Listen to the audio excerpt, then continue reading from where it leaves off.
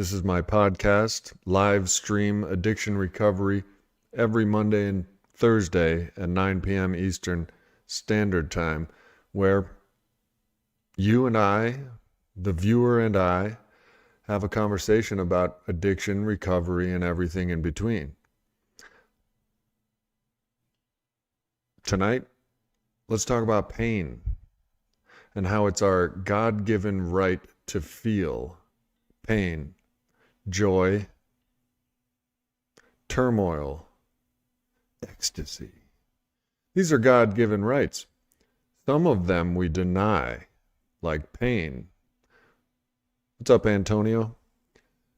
It seems like, Antonio, stop me if I'm wrong, it seems like pain would make a guy want to avoid future pain. This would make logical sense, correct? Well, a guy at the gym told me once, I went to the gym once, no pain, no gain.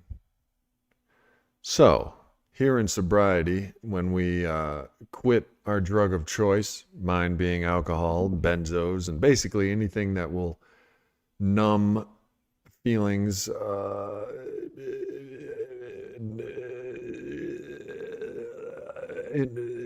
non-desirable feelings, I would drink over emotions. Stop me if I'm wrong, Antonio. Well, welcome. Life is good for this recovering alcoholic right now. I do realize this too shall pass. Lynn B., what up? As good times pass, as do the bad times. But if all of these times are, you could say, given to us by God, and there's that G word again.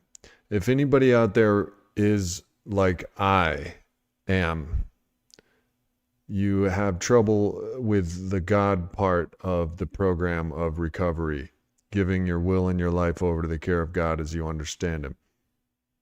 Speak up. Don't be shy. What's up, James Horn? James says, I got used to the pain, and no one will care about pain. That somebody goes, but no pain, no gain. My pain don't let me gain nothing. Pain is weakness leaving the body of a dead man walking. What's up, James Horn? Are you you are very inspired this evening with your words. Pain is weakness leaving the body. This is another way of saying, so in sobriety, I've discovered that pain is not to be pushed aside and ignored or avoided. In my drinking days, I would drink to avoid awkwardness, embarrassment, physical pain. Whiskey is a numbing agent, anesthetic. Alcohol is a numbing agent, anesthetic. It's okay to ask for help in carrying your pain. Exactly right. We are all human, and all humans are flawed, not weak, but not all powerful either. So we do need each other. The first step of the first word of the first step in Alcoholics Anonymous is we. Dig that, Antonio. Yeah, but also, here's the thing. To try to deny my pain or stuff it down. What's up, Rallo? Rallo says, I agree with this statement. I try to dive into discomfort and pain as much as I can because I know I'll be more calm and collected later because I've already experienced that situation. So I was inspired, this topic was inspired by an AA meeting I just went to, and someone had mentioned that their mother had passed, And uh, the unbearable pain that comes with the death of a loved one, we all can relate. But she expressed difficulty in sobriety. She said she didn't want to drink, but also expressed to the group that it is hard. These things in sobriety that come along, death, uh, loss, divorce, these are all life things. And it had me thinking the other day, as one does.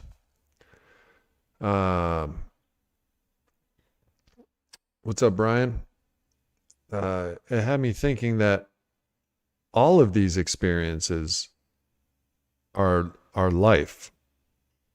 And to deny pain and awkwardness or just fatigue, embarrassment, to deny what we perceive as negative experiences in life must cost us something. The gain. What was the gain if we had went through that pain? I think about this because I started drinking when I was 14. I started drinking booze, doing all kinds of drugs, really just feel good 2000 machine on steroids, for 27 years. So all that pain, all that growth, all that awkwardness, because I would drink at a party, I would drink before I'd go to a party. So then that you know what that cost me? That cost me the learning experience and the pain and uncomfortability, nervousness, butterflies of meeting your first crush and all that. I was drinking through these things. So I didn't get to experience the full growth, which led me to think,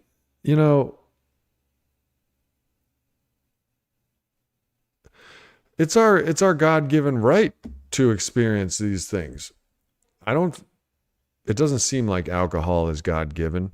It seems like alcohol and other drugs, synthesized or not, are just some more silly man-made things like skyscrapers and,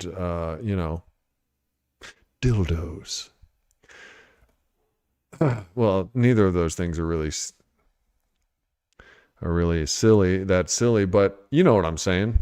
Mankind invents these things. Our will be done, and that's how these weird, that's most of the pain is man-made. Lynn B says my mom passed in 2023 and starting the day she went to the hospital up to 2 months after her passing.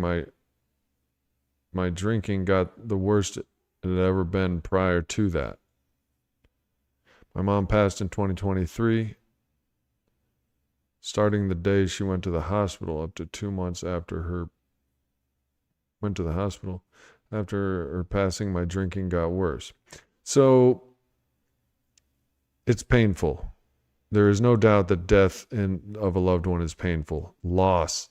But to deny it with Xanax, Klonopin, alcohol, to numb that feeling is almost like, and I know this is a novel idea, but it makes sense that would be denying our God-given right to feel and grow and learn from the death of our mother. My mom passed in 2016, and all our moms will pass. All of us will pass.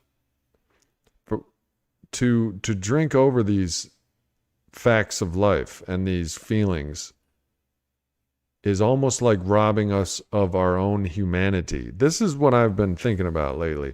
Let me know if I'm on the right track. Let me let my girl out, and I'll be right back.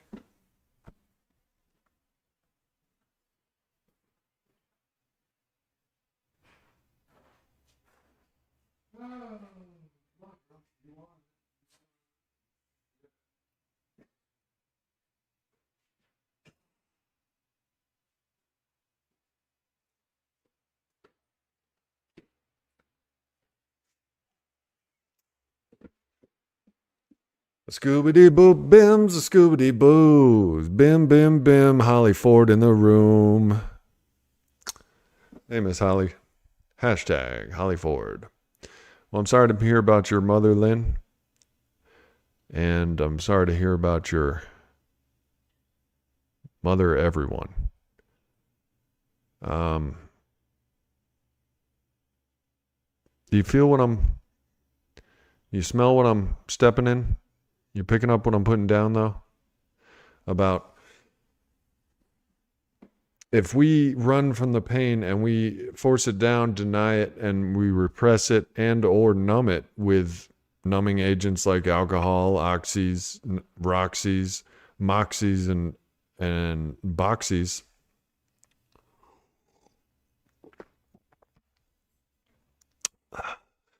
then we're actually denying our own payday of growth. So tattoos. Sure, they can be painful, especially when they hit the bone, but the payoff is beautiful. In sobriety, when we stop running towards alcohol and other deadly drugs, when we feel any kind of feeling. Do you ever hear an alcoholic say that? I used to drink at any kind of feeling. Happy, sad, mad, glad, all of it. And that's what it is. You drink to celebrate, you drink to mourn. And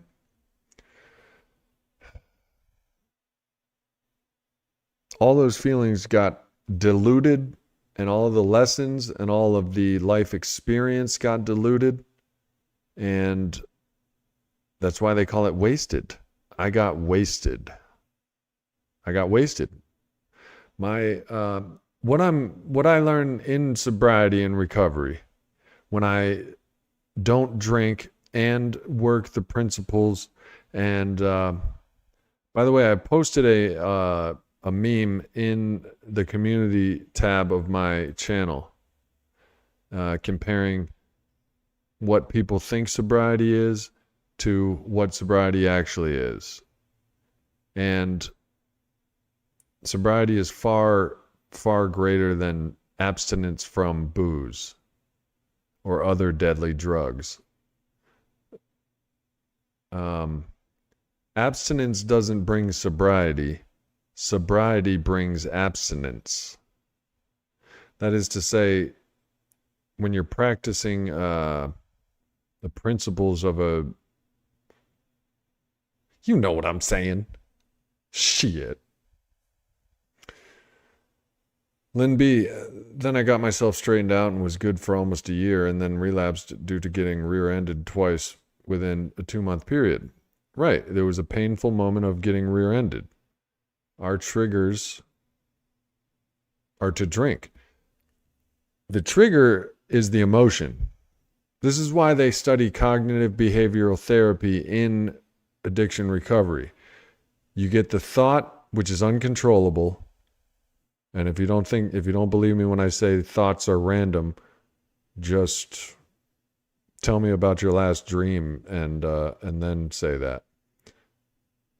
Thoughts are random. You can't control your first thought. You can control the emotion you attach to it, and then in turn the behavior that evolves from that random thought. So triggers aren't something that makes me drink. Trigger is something that turns a sensory into an emotion, and then that emotion makes me drink. In recovery, we have to practice managing our emotional sobriety. Emotional sobriety is a thing, and I'm way out of practice. I practice, but just to remember to practice is a blessing, because the disease is in the mind, and shoot. You know what I'm saying, man? Haven't drank since March 5th. That's good news, Lynn. And this time I'm determined to do this damn thing. Good for you, Lynn B. I know about the thoughts. I have plenty of times when I couldn't stop thinking about alcohol. So, yeah, if I think about alcohol, well, so everyone's recovery is unique. Lynn B, and can I ask if you're going to AA meetings? Because for my journey, I realized when I started practicing the suggestions of AA, I just didn't have the obsession to drink. If I just obsess about not drinking, I will end up drinking. It's a mental obsession coupled with a physical allergy. Alcoholism is a mental obsession coupled with a physical allergy.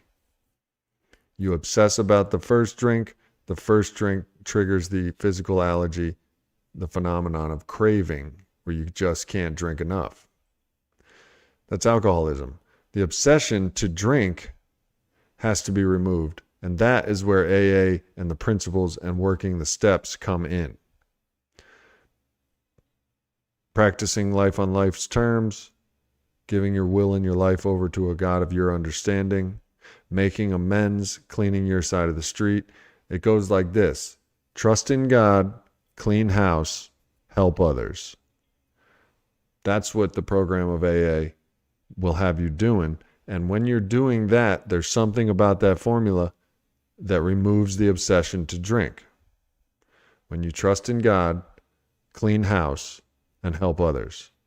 That's the program in a nutshell. That it's been summarized as trust in God, clean house, help others. That's the 12 steps. The program of Alcoholics Anonymous is the 12 steps. But this live stream is on the pain. So the fourth step is a searching and fearless moral inventory. Do not be afraid to do this step. There is pain, there is humiliation, there is all of your God-given feelings that you and I both have a right to feel. And we, being silly little humans, run away from these because they feel icky. So you know what I'm saying? 1 second.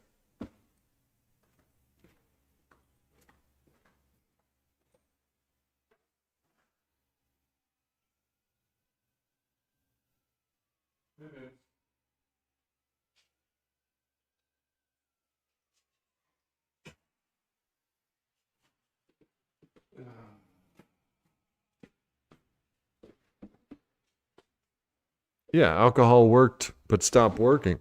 Alcohol is synonymous. Alcohol is just like any other medicine.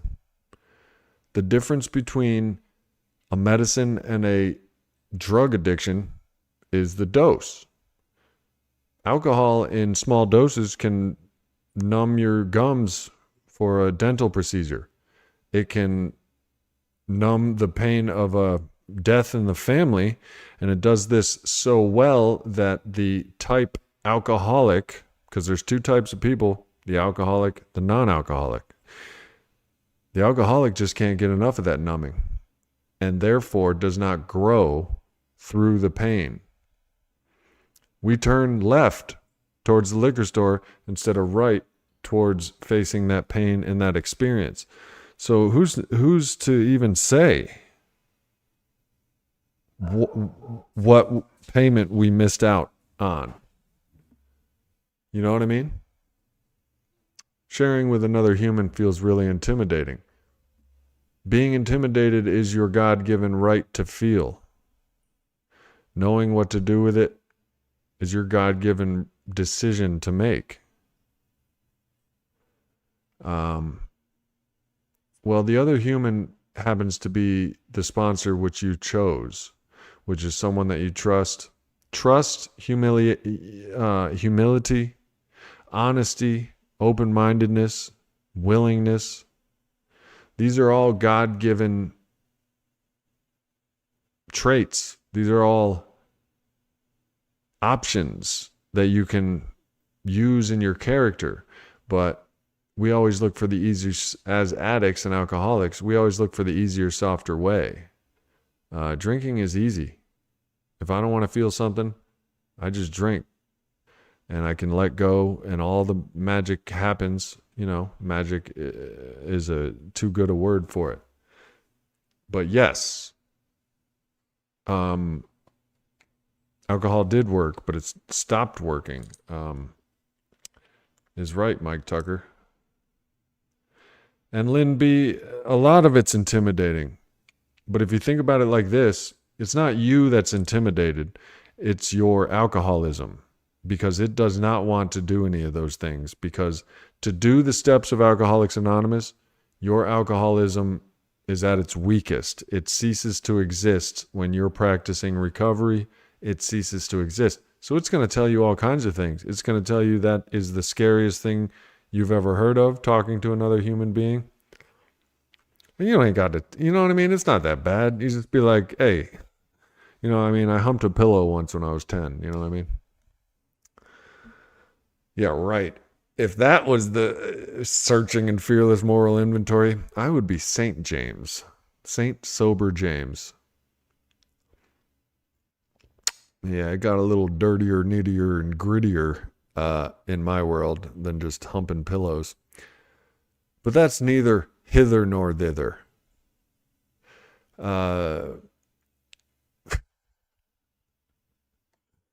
Yeah, judgment. Well, judgment, I'm afraid of judgment too.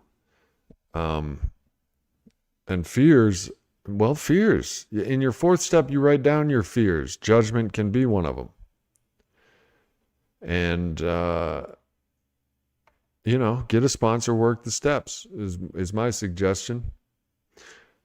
Be honest, open and willing, fearless moral inventory. Hey, I'm scared of judgment. I'm scared of people because people judge. They be judging, and I've told myself their opinions don't matter because my opinions don't really matter. Nobody's opinions really matter. But I just can't seem to sink it into my head. But in recovery and sobriety, I'm discovering things that I didn't even have in the plan, in the blueprint. My little blueprint and my little plan would have had me come up short of the things I'm receiving at the hand of God. And by doing the next right thing, letting go of the results. My little plan would have had me in some douchey apartment with some douchey, douchebag. I'd be a douchebag, or more of a douchebag. Thank you, all of you haters out there. But I'd be even more of a douchebag if it was just my own doing. Do you know what I mean? God saved me from total douchebaggery. And the more and more I do my own will, the more and more douchey I am. And it's like that. But I've been thinking a lot about fears. Lynn, it is scary. But think about it like this. It's not you that's afraid. It's your alcoholism that's afraid. Because it'll cease to exist if you face these fears. And it's cunning, baffling, and powerful. The key is in the steps. The 12 steps of Alcoholics Anonymous. That is where I found salvation. That is where hundreds of millions, I think, since 1935 or whatever, have found it. 2 billion, you know what I mean? So it's not like you have to believe that. It's not like you have to believe anything. You just have to look at the people that it has worked for, because some of us have seen me drunk. This channel's been around since 2018, going on a decade, and for 6 months that I experienced a relapse out of the 8 years that this channel's been on on the old air there. You know what I mean? So, and yes, cunning. The alcohol will try to pillow talk my ass like an attorney or a salesman, but the salesman and the attorney is in your own voice and you believe every word of it. I can drink this time, or, you know how it sounds.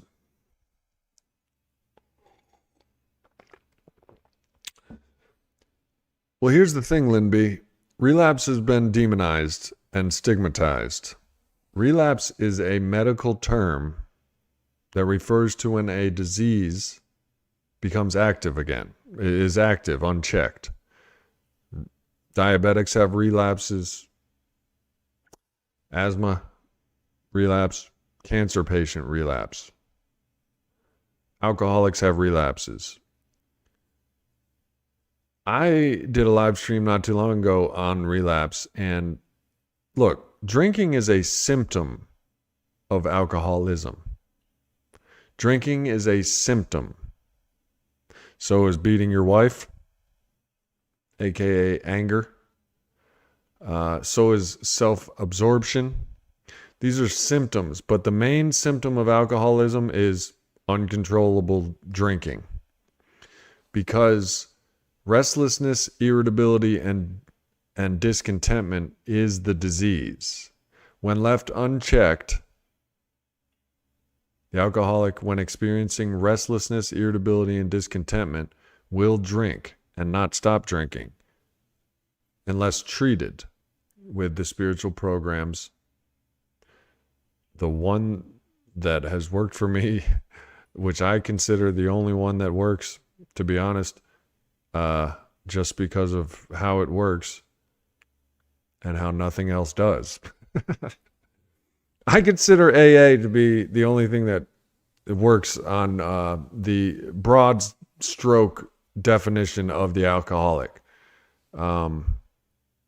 because it works on me. I witness it from an interpersonal seat. I witness it work over the decades. So, and I just watch it work. That's just my opinion. I'm not God. You don't have to agree with me. But I happen to, whatever, man. I happen to believe that I happen to know that AA works. If you work it, you're not going to go in there like it's a car wash and go in one door, come out an hour later, sober and a spiritual giant. You have to listen instead of talk. You have to let go of your ego. You have to be honest, open-minded, and willing to take the actions. And I didn't know that until I was desperate enough to take every last action. I took some actions that were convenient in the beginning. I took a little more difficult actions after a relapse or two. So, Lynn, the relapse, we're not fighting for time here. I'm not saying I got a year and I'm a better recovering alcoholic than somebody with 6 months. Never will you ever hear me tout that kind of shit. 10 years is not better than 1 year. I relapsed at 7.5 years free of drinking. I hadn't had a drink in 7.5 years. I relapsed. That means that because I stopped practicing a day at a time, practicing recovery, that means a day at a time I was relapsing more and more in my head, mentally, emotionally, and then finally physically, the ultimate symptom of alcoholism, drinking. So, there's times where my disease of alcoholism relapses every day. There's times. If I'm not careful, I have to wake up. I probably relapse every single time my eyes open. In the definition, in my understanding of alcoholism, I probably, every time my eyes open in the morning, I probably relapse. My will be done. What am I going to worry about? What am I going to control?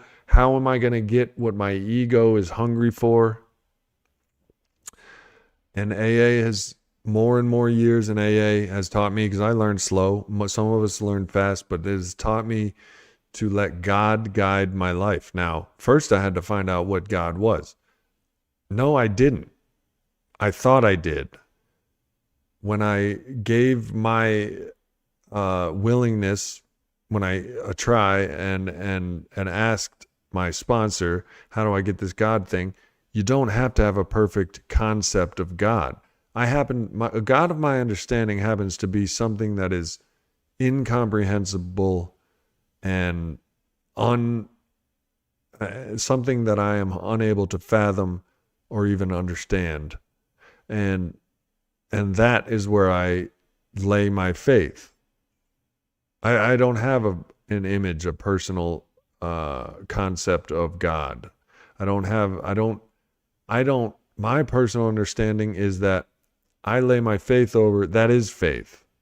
I don't know what it is, but that is faith. So my disease relapses every time I wake up, unless I hand shit over to God, unless I let go of control, unless I do the next right thing and let go of the results. All my life as an alcoholic and as a human, I've been obsessed with the results of what I say, do, or even think. What are the results? Well, I didn't know until stopping drinking and working the 12 steps of AA and going to meetings pretty much daily. I didn't know that you're not in control of the results. You just do the next right thing, especially if your sobriety is contingent upon it. 5 drinks a night. How long have you been doing that, clueless? So Lynn B, relapse, I'm not ashamed of relapse. Relapse is part of disease. Relapse can be a part of recovery from the disease of alcoholism if you learn from it and if you continue to recover.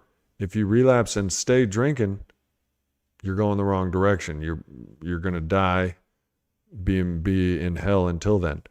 If you stop drinking and are honest, open-minded, and willing to practice the principles of recovery, AA lays them out. I don't see any other better way to recover than just read and follow the program of AA. But until you find a way to recover spiritually, mentally, emotionally, physically, then you will continue to relapse. So relapse is not something to be ashamed of. Relapse is part of any disease. It is a medical term. Being an alcoholic is nothing to be ashamed of. It's the cards we were dealt. Now, recovery's difficult, especially for an addict, because addicts, we want the easier, softer way to everything.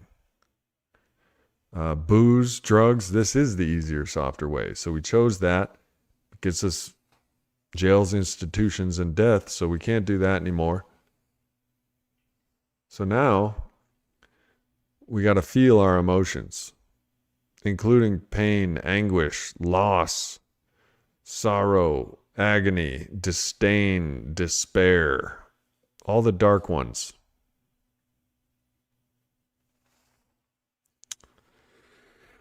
Several years, 12 nights, 12 drinks a night. How old are you, clueless? See, I'm no doctor, but I have come off of booze hundreds of times.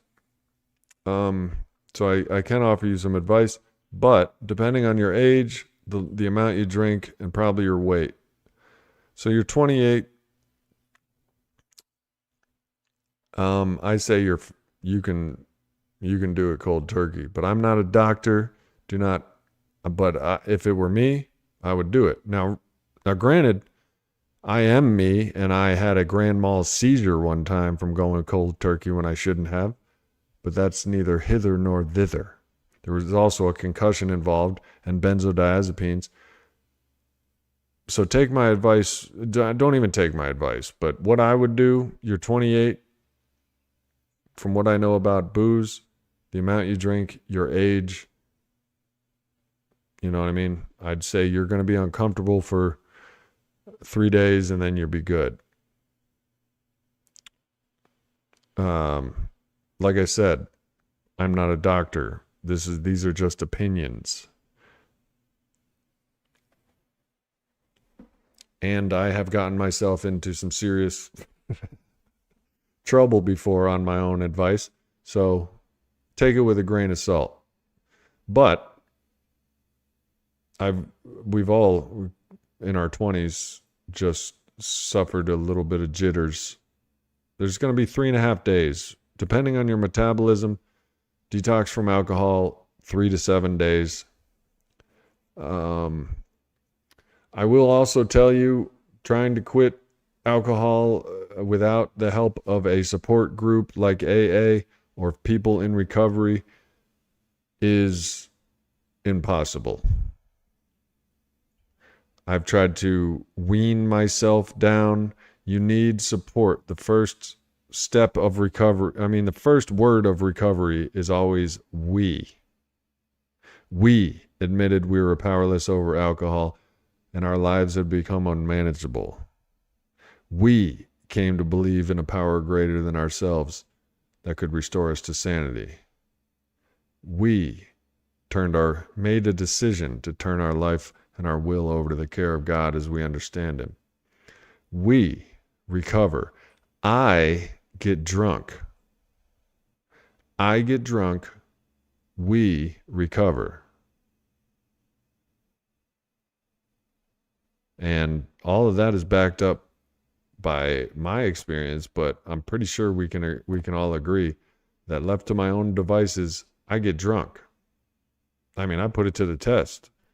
I was raised a good science fair experiment, kind of hypotheses and science fair methodology of experimentation. I put it to the test for 27 years. I get drunk. We get sober. That means support. You need support of other addicts and alcoholics. But to come off booze, piece of cake. Whatever. I was acting tough and being cool. It's not a piece of cake. I had a grand mal seizure in front of my niece and my mom. So it's not really a piece of cake. But stopping drinking is the easiest part of recovery and sobriety. I can tell you that. There's detoxes. I happen to work at a detox. There's also methods of detox. But as an alcoholic, I've tried to come off of booze before and just ended up drinking for another week. We are powerless over alcohol and our lives have become unmanageable. Quitting booze, sure you can do it like a cheap parlor trick and muscle through it, but there were times where the booze took me and I wasn't able to quit for a long, long time. And but if you feel like you can put it down, I think being at 28 at 5 to 12 drinks a night, you're going to experience some shit, maybe some jitters, maybe some sweats, maybe some restless nights. Your second day will be the worst. Your third day will be maybe even worse than the second one. But the fourth day, that's when the clouds break. And then the fifth day, and this is all depending on your metabolism, your body type, what you're eating. So you got to switch to like electrolytes, pickle juice, Gatorade, a lot of soups. Make eating your anti-drug, and you will begin to recover physically from your years of drinking every day. Within 7 days, I would say you'd be fully physically detoxed. Now, I'm not a doctor. This is just my experience. And I've been to 7 detoxes, and I work at a detox. But I'm still not a doctor. I'm just saying that. But I do know what I'm talking about. But I'm saying I'm not a doctor because I don't even fucking know why I'm saying that. Because I saw it on TV once. Hey, I'm going to tell you straight up what I know. You're 28 years old. You have 5 to 12 drinks a day for the past years. I say you go cold turkey. Because, that's what I've done it before. But it's the easiest part of getting sober. Quitting drinking is the easiest part. Sometimes it's hard as hell, don't get me wrong. Other times it's easy. But actually recovering and getting healthy, learning things like facing your fears and enduring pain for the sake of growth, these are all the hard parts of sobriety. For me, staying sober was always harder than quitting drinking. Staying in a mental sober state and remembering to practice a daily reprieve and learning and growing and learning things like pain is invaluable.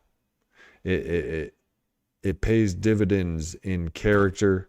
It pays dividends in knowledge. This pain, this awkward, tumultuous times in sobriety, like anything. I mean, even early sobriety, everything is painful. Because you've been drinking over that pain. Your body is having to face certain emotions that you used to drink over, whether you did it consciously or not.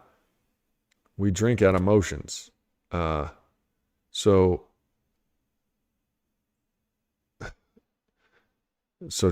get a sponsor and trust in that sponsor, and it's a we program. You need a we. You need a group. You need, that's where the fellowship of AA comes in. For me, but I'm going to tell you straight up, it could be for you too.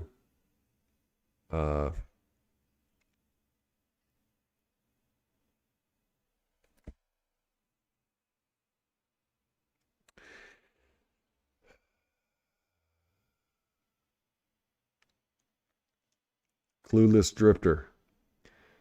You're not clueless, bro. If you have a desire to stop drinking, start at aa.org. If you want the opinion of a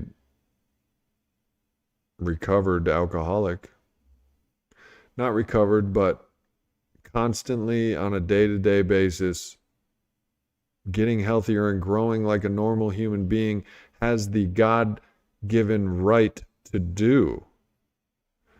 I was neglecting myself from my God-given right of growth by drinking. Pain is a God-given right.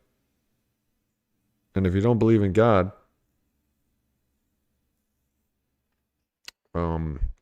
it's, I don't know. I've never not believed in God, but I've never fully on, until a year and a half ago, fully on made the leap of faith to just be like, you know what? I do believe there's more to than my understanding, and there's a higher power, and I don't know who. I have no idea anything about it, but I'm going to put my faith in it, and it's not me. That's the important part. And with faith comes an absence of fear or a dwindling of fear. With faith comes a dwindling, if not cessation, of fear. If you pray, why worry? And if you worry, why pray? Kind of thing. And it's been working. Bro, my anxiety, I don't even know. Sometimes I wonder if I put my anxiety into an unsuspecting person's head that didn't have anxiety. Sometimes I wonder if they would just explode. I've lived with some pretty bad anxiety all my life. It's been a norm. I've tried anti-anxiety medications. Alcohol was the most effective medicine, followed by Xanax. But those put me in jails, institutions, and death because I'm an alcoholic. I can't touch those medicines. So I tried Prozac and I tried exercising and doing all that, and it helps. But the ultimate anti-anxiety is the third step of Alcoholics Anonymous. Made a decision to hand my will and my life over to the care of God as I understood him. When I do that, sincerely, honest, open-minded, and willing, when I do that, I am not anxious. I find peace and serenity, which are in the promises of the big book, by the way. You will know peace and you will know serenity. And they were goddamn right. I know peace and I know serenity. It's not always. I totally wish it were always, and that's what Xanax does, ironically enough. You swallow a pill and you know peace and serenity. Like, what kind of... Am I expected to just not take this pill? It's, hey, God didn't put an apple on a tree we weren't supposed to touch. God put a Xanax on a tree and said, don't touch it. We touched it, now we know hell. It wasn't an apple tree. Y'all misunderstood. It was a Xanny tree. There was a tree of Klonopin in that mother. And we weren't supposed to touch it, and a little snake came along and used to be like, hey, y'all want a bump of Xanax? The little snake came along and was like, how about we boof this Klonopin, son? That's what really went down in the Adam and Eve, according to my understanding. And that's what's so cool about AA. People are like, I don't want to do it. It's religious. Bro, the founder was an atheist. Number one. Number two, I was a smart-ass agnostic and pretty much still am. But with AA's philosophy and the practicing of their way instead of mine, because I ain't shit, and I didn't realize that. I didn't even realize I could make the decision that I wasn't shit. I didn't even realize that I wasn't the alpha omega. I thought everything I thought and everything I said went. And that's what got me into so much trouble. Little did I know. Yeah. Joe Johnson Joe. What are we talking about here? Well, Clueless Drifter.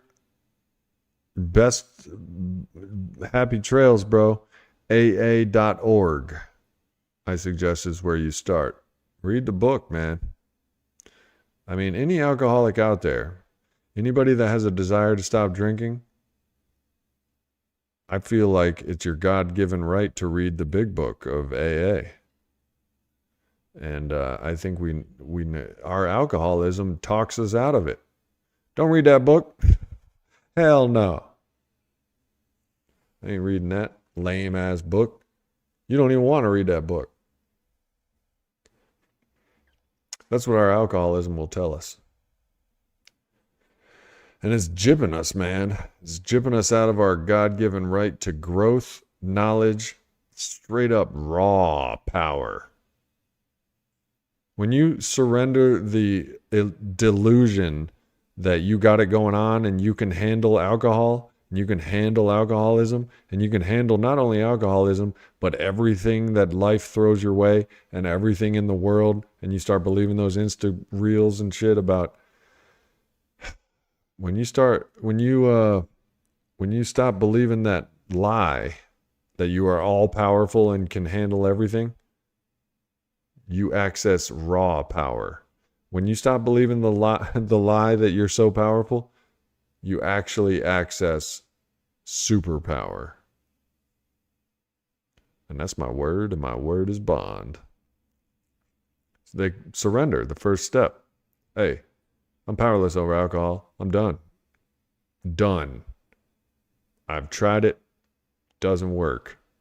No amount of willpower, no amount of bench pressing, no amount of beating my chest is going to keep me out of jails, institutions, and death because my drunken ass is drunk again. So, like, AA, tell me how it goes. That's what saved me. And that's called open-mindedness and willingness. HOW, how to recover. Honesty, open-mindedness, willingness.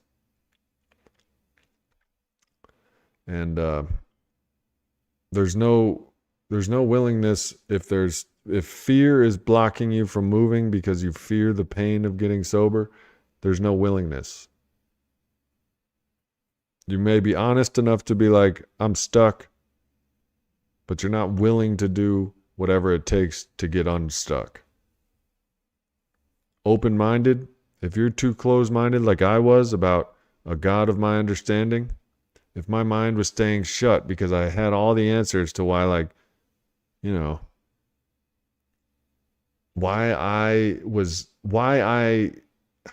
was I to say? Who was I to question God? Was my final answer was what switched, was who am I to say? That's saying that I know enough about the universe and spiritual matters that I can tell you that there's no use in praying to God because I'm just talking to an empty room.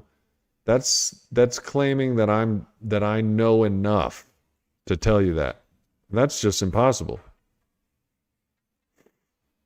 Mike says all of us addicts decided at some point that life wasn't worth living. The ones that are so-called recovering just chickened out. Then the dying part started. All of us addicts decided at some point that life wasn't worth living. The ones that are so-called recovering just chickened out when the dying part started.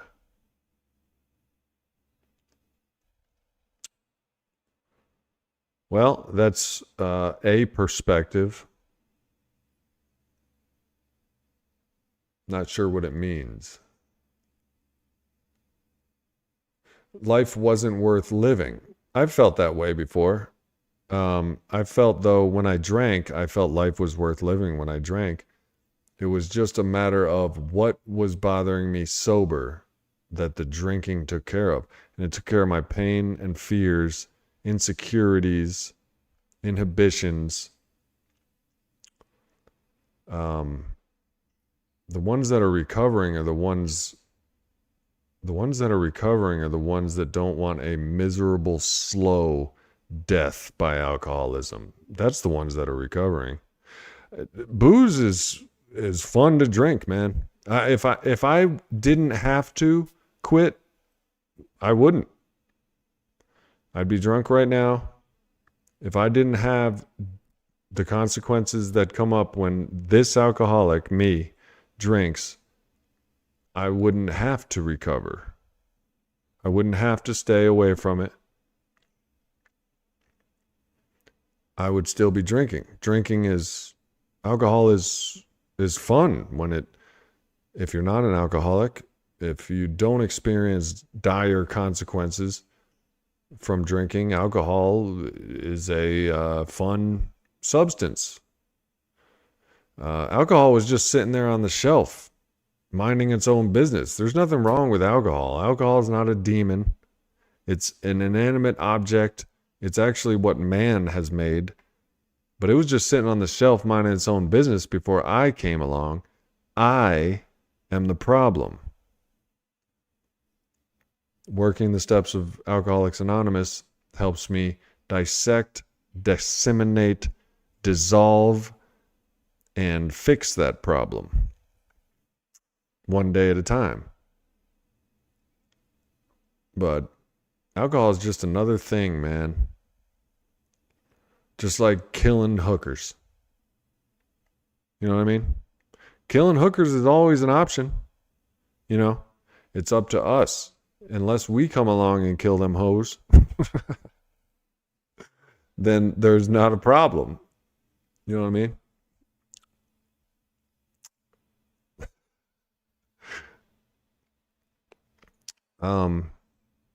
I have lived a miserable existence while drinking and being in active addiction and other deadly drugs and ignoring recovery I have been a miserable excuse for a life, a living, and a human being.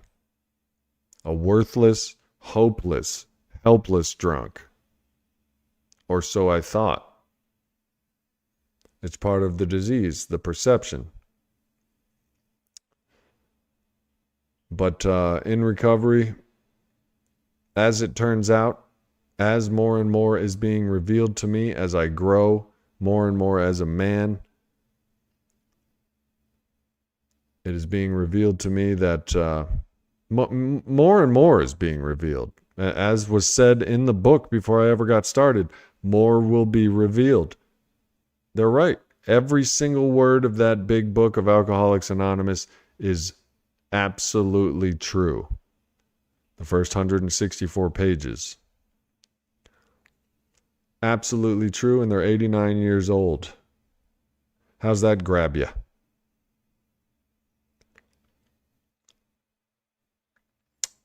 Big Book's probably my favorite read of all time just because of the substance and relevance. And because it's the only book I've ever read. Cha-cha-cha. Bonnie, what up? David Cassidy tried to stop drinking, but he couldn't. Had everything going for him and died in his 60s. Yeah, that story times billions.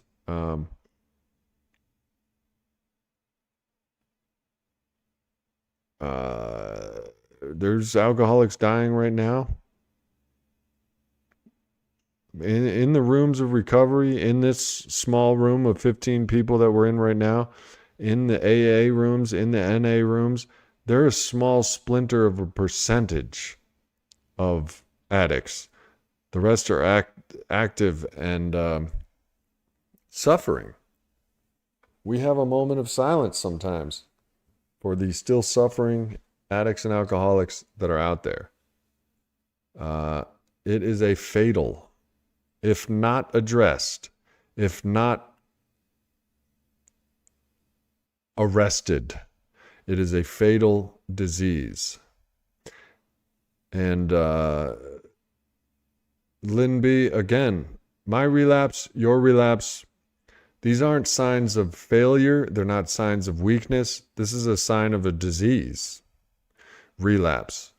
Now, you'll notice that relapse was a year and a half ago, and I'm not drinking. That's because I'm in active recovery. You're either in active recovery or active relapse. Active addiction, active recovery. Those are your two options.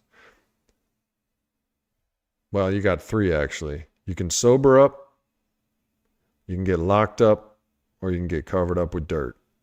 Those are your three options as an addict alcoholic.